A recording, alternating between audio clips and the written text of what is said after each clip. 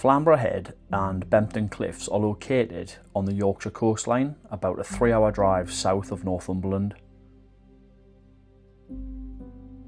Flamborough Head is an 8-mile long chalk headland between the Filey and Bridlington bays of the North Sea. Such a large headland jutting out into the sea can create some really interesting conditions as the tide is squeezed around and interacts with the wind and swell. It's somewhere that's been on my list for quite a while, so when I saw that Kirsty from the Stockton and Thornaby Club was organising a sea kayaking weekend there, I jumped at the chance to tag along. I decided to make a full weekend of it, travelling down on the Friday night and camping Friday and Saturday to allow for 2 full days of paddling. On Saturday, the plan was to meet at North Landing for about 9:30 and aim to be on the water for around 10:30. North Landing is a steep-sided cut and it offers one of the only safe landing spots on this exposed stretch of coastline. It's been home to a fishing fleet since the 13th century, and the boats that still fish out of here are Yorkshire cobbles. Much like the Northumbrian cobbles further north, they're designed to operate out of places without a harbour. Its shallow keel allows for it to be dragged up and down the beach. It was a pretty strong group on the water that day.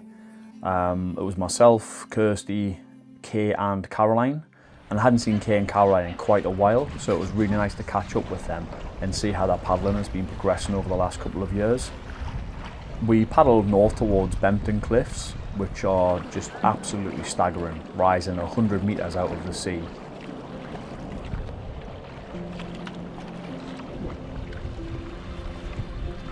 The whole character of Flamborough Head is determined by the underlying rocks and the way in which they've been sculpted by North Sea storms. The relatively hard chalk rock resists erosion and therefore it protrudes out into the North Sea, forming a peninsula. The clearly visible layers of chalk were formed as calcium-rich muds that formed in subtropical regions on the seabed about 75 million years ago. These layers have given rise to ledges, now perfect nesting sites for up to 500,000 seabirds.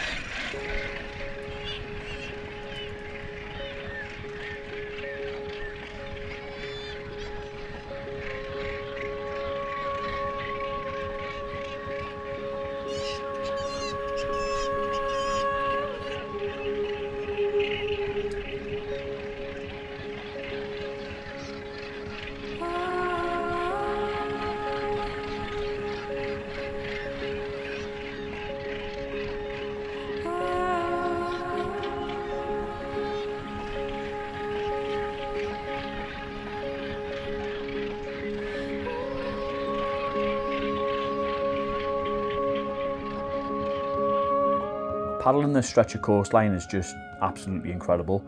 The cliffs themselves are just unbelievable. I mean, 100 metres out of the sea right in front of you, it's quite a staggering thing to see. And then to add to that, there's up to 500,000 seabirds circling overhead.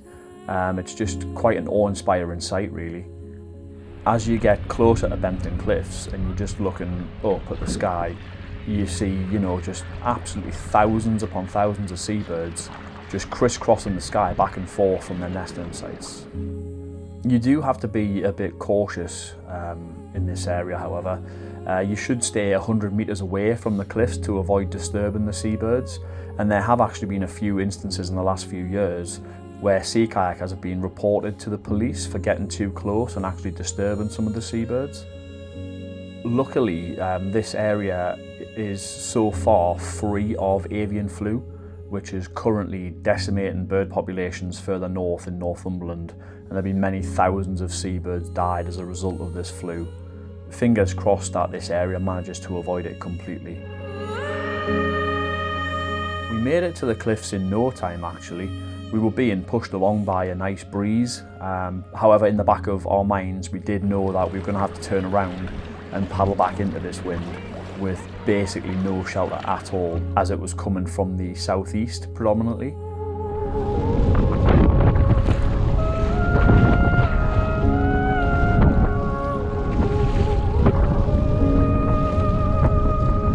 It was quite relentless at times on the paddle back, but we all did really well, and we actually made quite a good pace into that wind. It's been quite a while since I've had a good headwind to paddle back into, so it was quite a nice workout.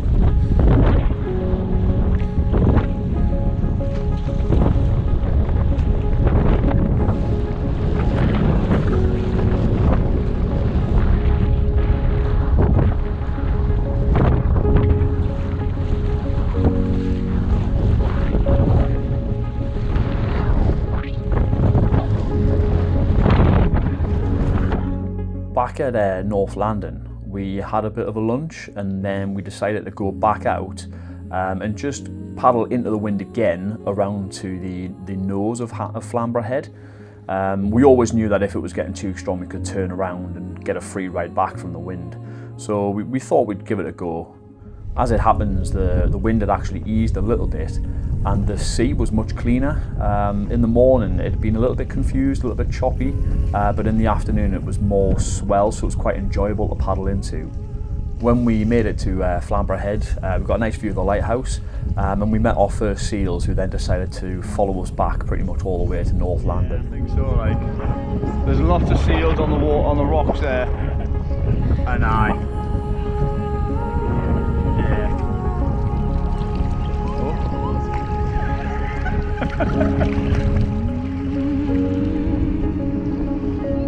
Now, one thing to bear in mind if you're paddling out of North Landing is that it does have one of the steepest descents down to the beach that I've ever seen.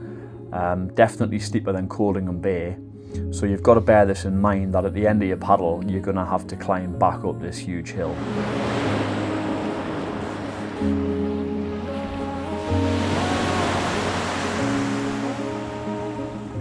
Planning for the Sunday paddle, we'd had a few cancellations on the Saturday, and looking at the forecast it was pretty much a carbon copy of the Saturday. However, the wind was supposed to be a little bit stronger and come in a little bit earlier. Because of this, we brought forward the meeting time for the Sunday by an hour, and this, combined with a slight worry about the strength of the wind, put off our last remaining member, who also cancelled. However, this meant that Kirsty and myself had the opportunity to get on the water even earlier again, and we aimed to be on the water for about 7:30. This would give us the best conditions of the day, and also it meant that we were on around high water, so we could get into all the caves and do some good exploring of this little section of coastline.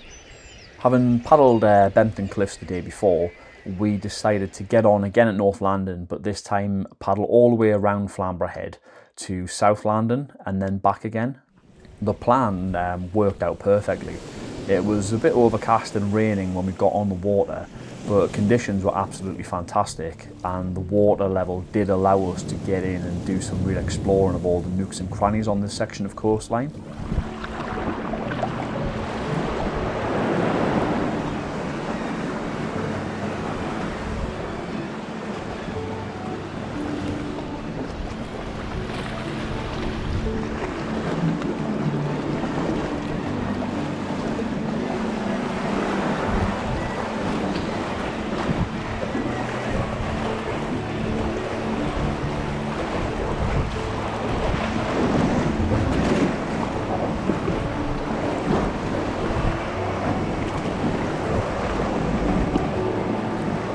Faults and fractures crisscross the rocks at Flamborough Head, and these have been battered by swell rolling in from as far away as the Arctic Circle. As a result, the headland has a labyrinth of caves, towering stacks, platforms and sheltered sandy bays.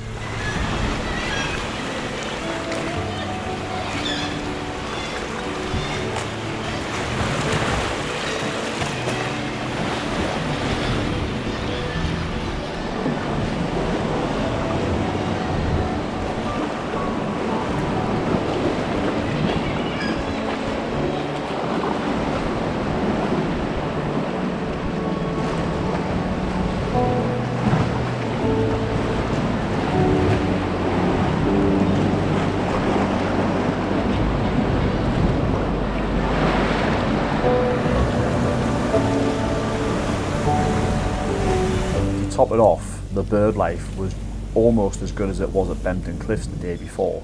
It was an absolutely brilliant morning to be on the water.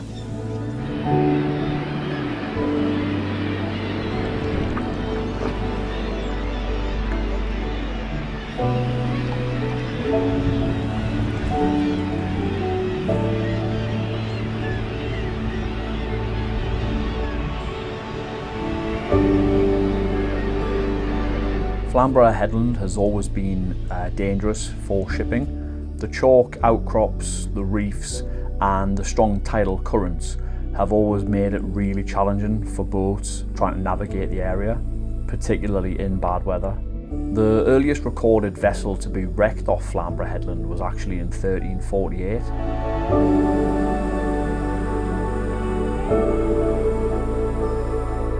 The current lighthouse is a modern replacement for actually the oldest surviving lighthouse in England. It's an octagonal chalk tower and it dates back to 1674.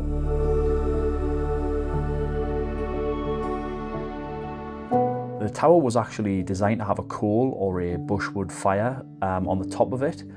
However, there's some debate about this because there's actually no evidence of any burning on the top of the tower, although some people argue that it could have had a fire hung over the side of it from a basket, much like some lighthouses that have been found from around the same time in Denmark and the Netherlands.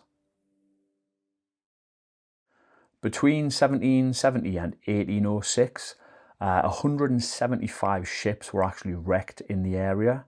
That's about one every 12 weeks. So in 1806, Trinity House decided that a lighthouse was needed to prevent further tragedies, and they actually paid £8,000 for the building of the current lighthouse that stands at Flamborough Head.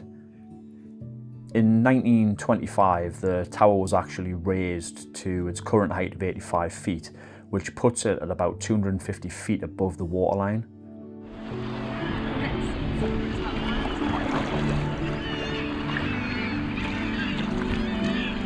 The headland is home to lots of grey seals, and they were really inquisitive. Some quite strange behaviour from them. I definitely got bumped from underneath my boat on at least 3 occasions by some seals. Whoa, hello!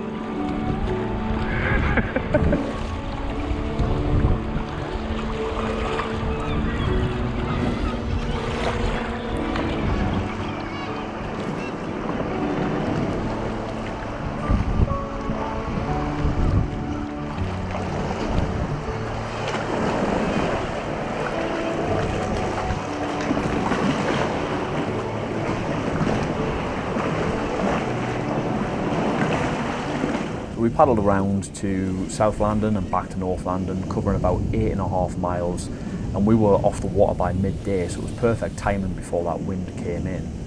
It was a really stunning paddle, really nice morning for it.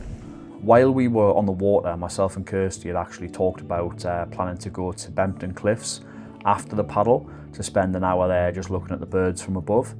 I'd been up early on Saturday and Sunday to do some filming from the top of Bempton Cliffs, and I really wanted Kirsty to see it because it's quite an amazing place, especially if you're into seabirds. At the moment it's an even more tantalising location because it's the home of Europe's only albatross, a black-browed albatross with a wingspan of about 7'10", and it's currently a long way from home, which is usually found in the South Atlantic.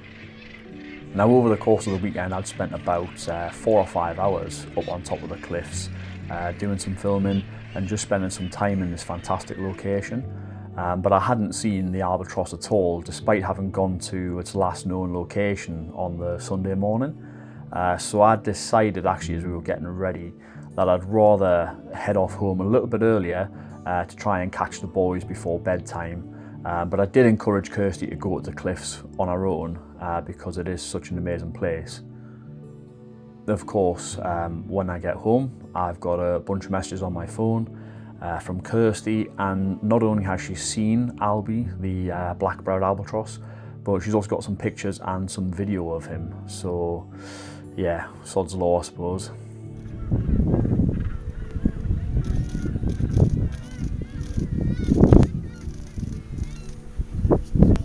I'd highly recommend a paddle down at Flamborough Head. It's a really stunning place and it's a really good place to paddle. However, you have got to be careful. You've got to do a lot of tidal planning, and the tidal planning is actually quite challenging here. You've got to be fully aware of all the different elements that come together to create conditions. It's a very committing paddle with very few safe places to land if you do get into difficulty. But it is well worth doing because it is just amazing. So good.